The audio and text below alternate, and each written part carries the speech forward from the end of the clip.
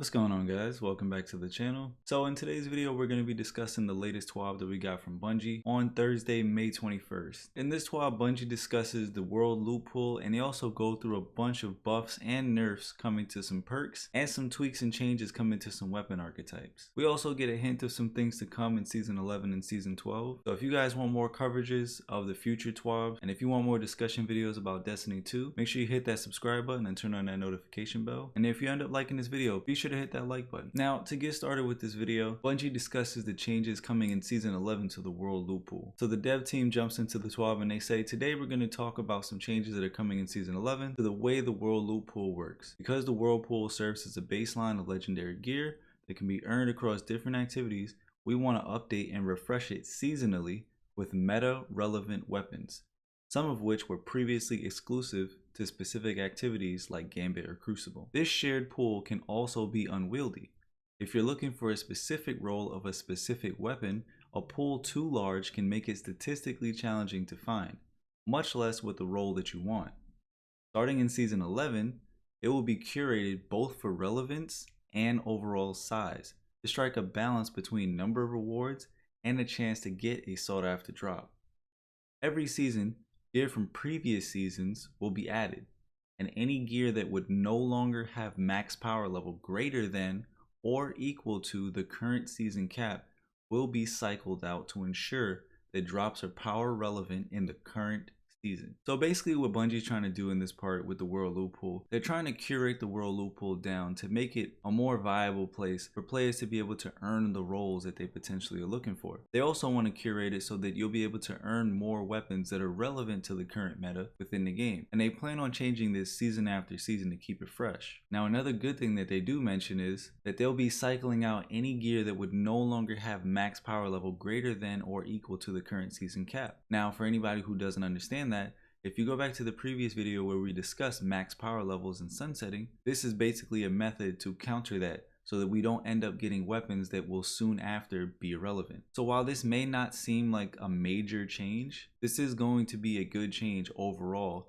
especially when more weapons are added, newer weapons are added into the world loot pool. A system like this will allow for players to farm for the weapons that they want, and if we take this and tie it into the new engram that we learned about from last week's TWAB, where we'll be able to focus on the specific loot that we want, all of these things start to come together for a better loot grinding experience. As far as the list of weapons goes, there's a lot of weapons on this list that are okay, decent. A lot of these weapons are not really used by too many players. Later on in this TWAB, Bungie does discuss some buffs and nerfs and tweaks coming to certain weapon archetypes. So we'll revisit this list to see if any of these weapons have the potential of being better going forward. Now, this section of the TWAB caused a lot of controversy on social media. A lot of people read this section, and I want to go through this section in detail. I'm going to read it for you first, but we want to go through this section in detail just to really discuss the philosophy behind what Bungie is doing here with these nerfs.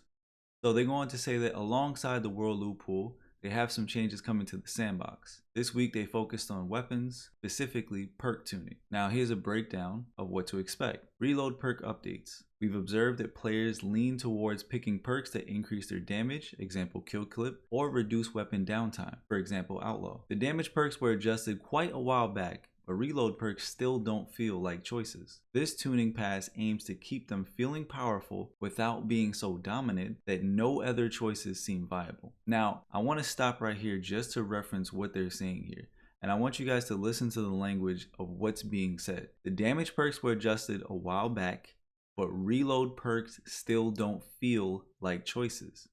Now, what they mean behind they still don't feel like choices is that when you get a weapon to drop and you get a weapon that has outlaw or feeding frenzy, and you have another perk like firmly planted or pulse monitor, you're gonna more than likely pick the weapon that has feeding frenzy or outlaw simply because it's a more dominant perk than everything else within the same column. So you're not picking it because you have a choice to pick it, you're picking it because it's the clear choice out of everything else that's there. So in order to make it not the go-to perk, they have to adjust it in order to make it more of a choice rather than the only option. So they say no, because most weapons have a fairly high reload stat, decreasing your reload stat from plus 100 to plus 50 will still max out the reload stat most of the time.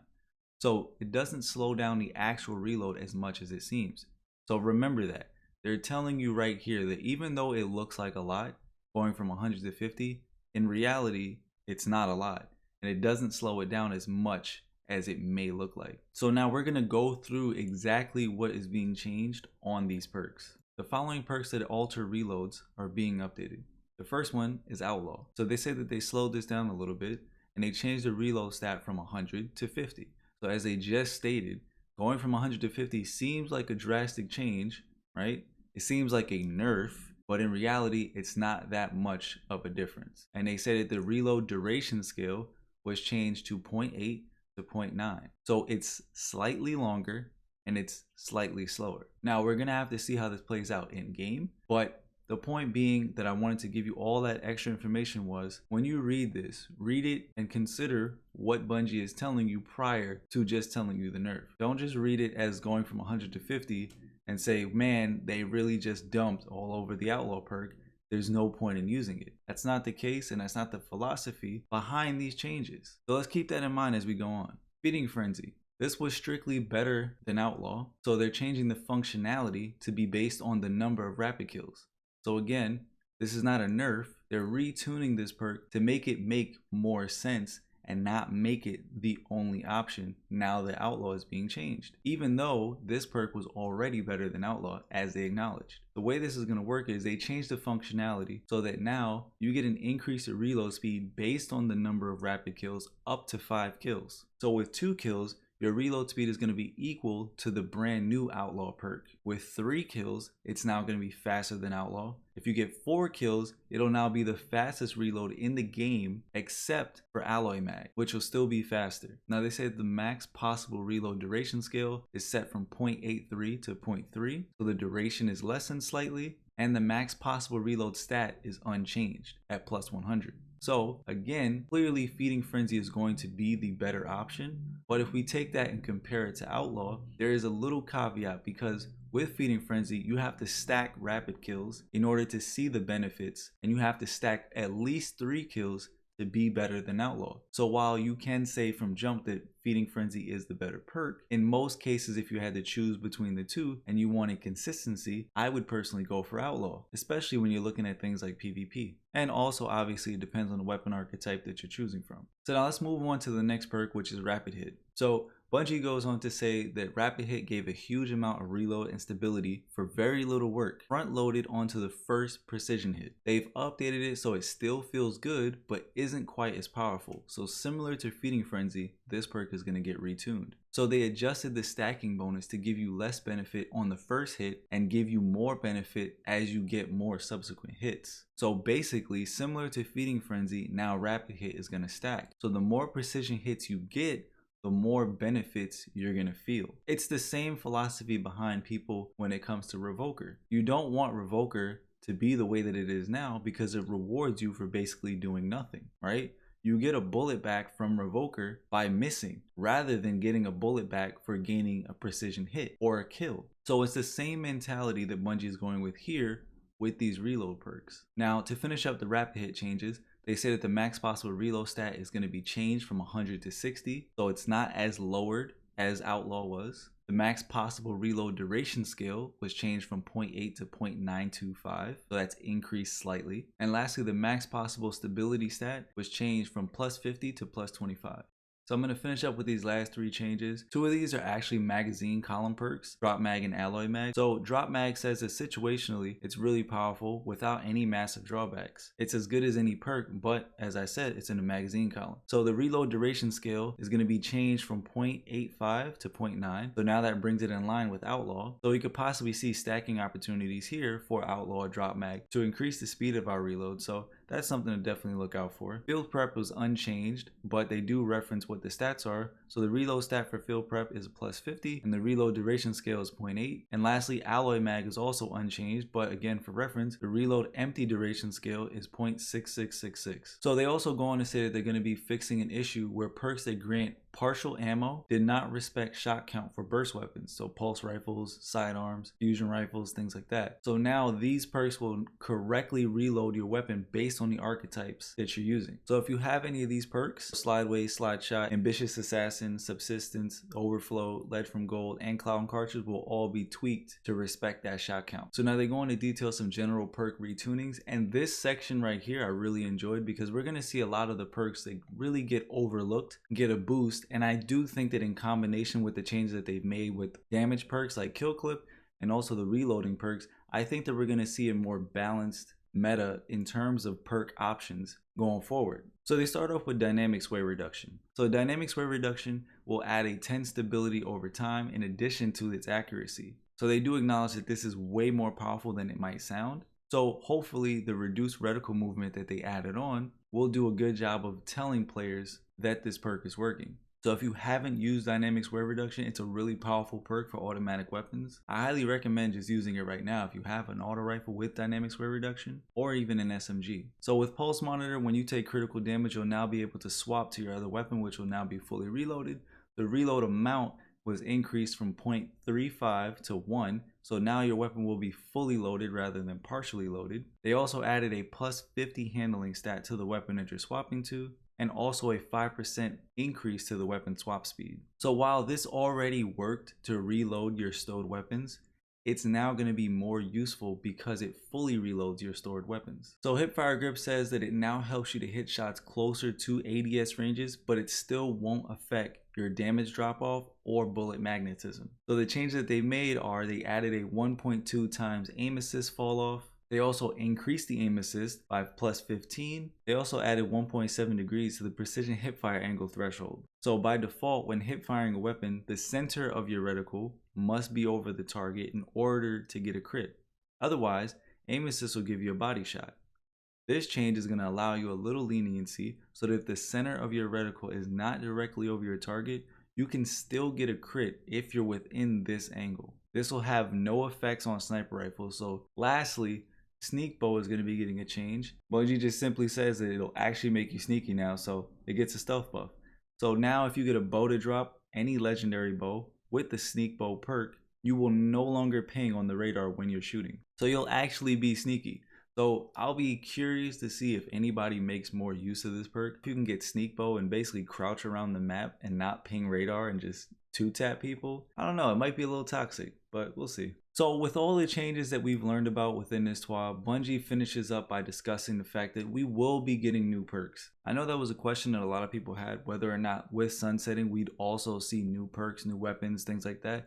A new season is about to begin. Season 11 will start after June 9th.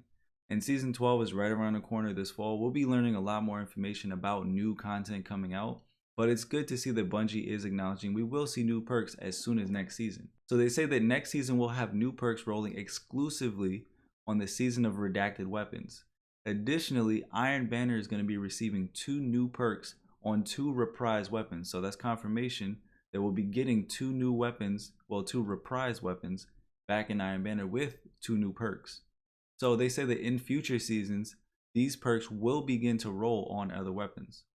While we don't want to spoil the fun of discovering and testing new perks, we'll leave you with the names of upcoming Iron Banner perks. So they are Iron Grip and Iron Gaze. So these last 2 sections discuss the archetype buffs and future archetype updates that we can expect later on in Season 12 and beyond. So they say next season we're taking a quick pass on a few weapon archetypes that have been underperforming. So first up, slug shotguns are going to be getting a 30% damage boost in PvE. High impact pulse rifles are also going to see a buff.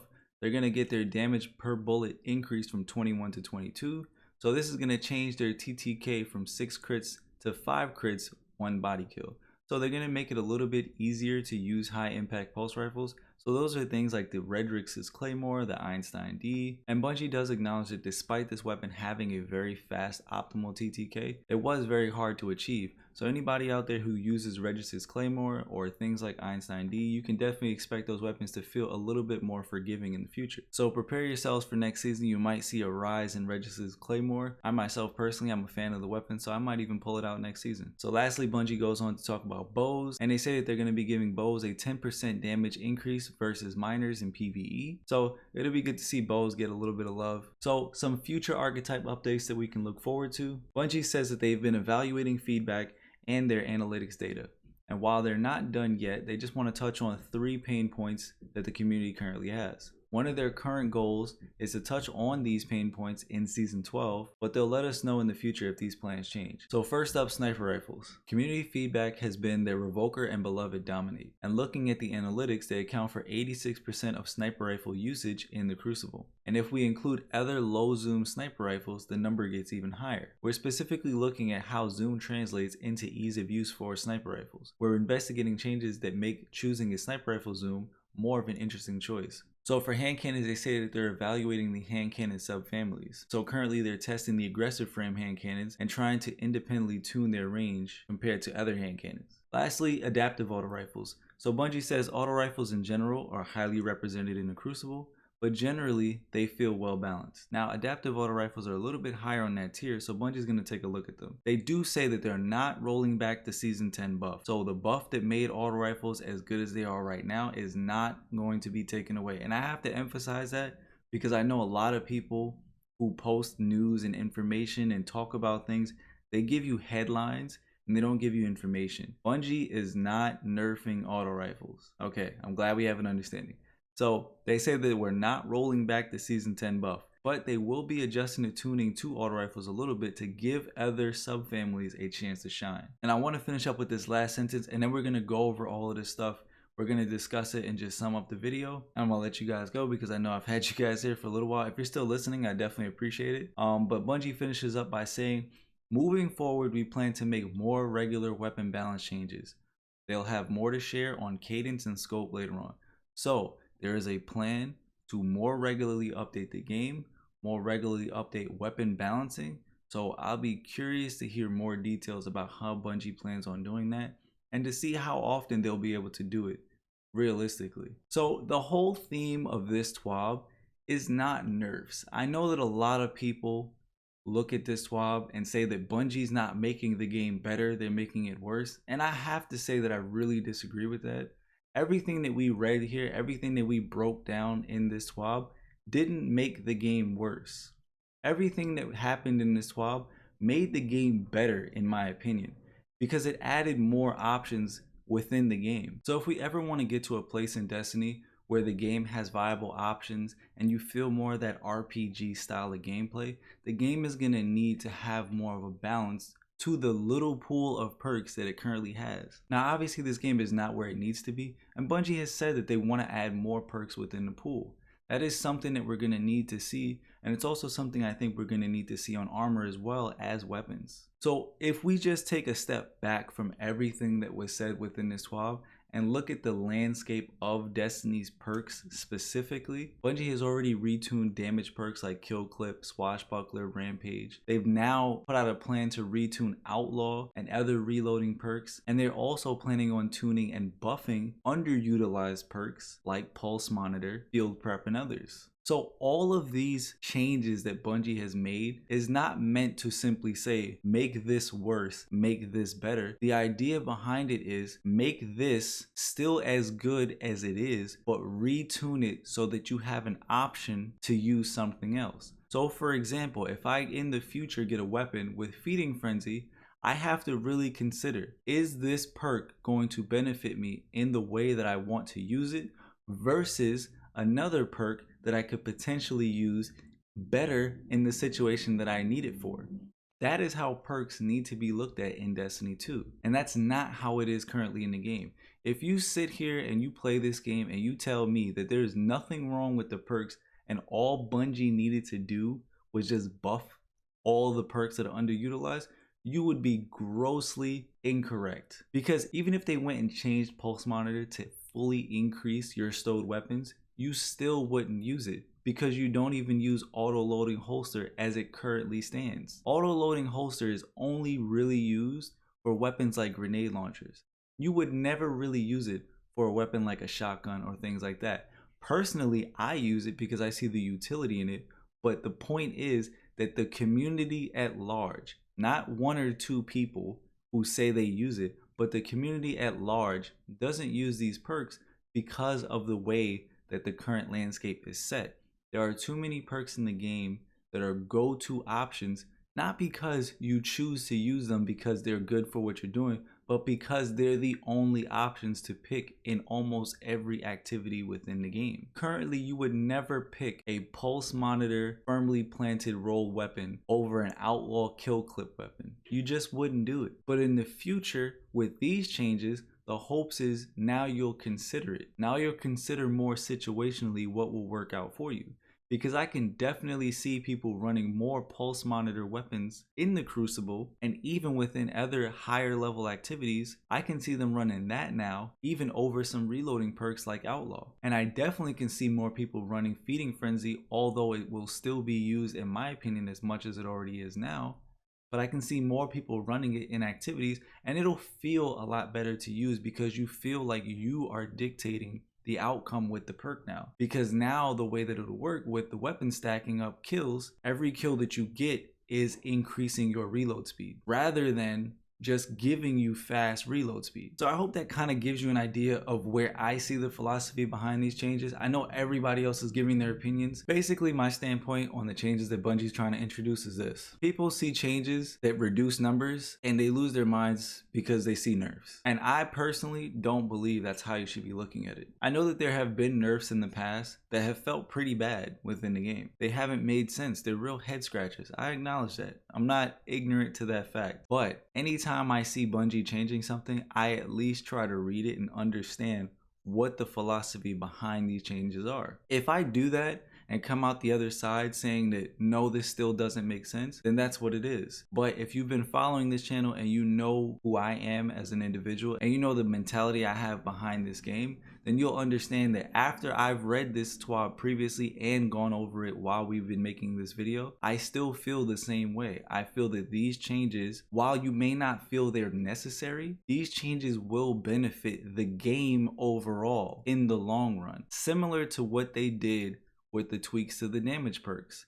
That was the beginning, and this is the next step. The final step will be Bungie adding in new perks every season, sunsetting kicking in, weapons starting to recycle into the game, and the game moving forward by moving weapons in and out and adding new perks and building on top of that, and whatever other changes come in, whether it's with armor perks, armor stat rolls, world loot pools, loot cycling out of Eververse and back into the game. All these changes that we've discussed over the last few weeks covering all of these TWABs, all of these changes, in my opinion, will come together to make this game a lot better than it currently is and that it has been for the past year or so. And I just want to finish up with this final point that I know a lot of people who don't want sunsetting, and I know a lot of people who don't want changes.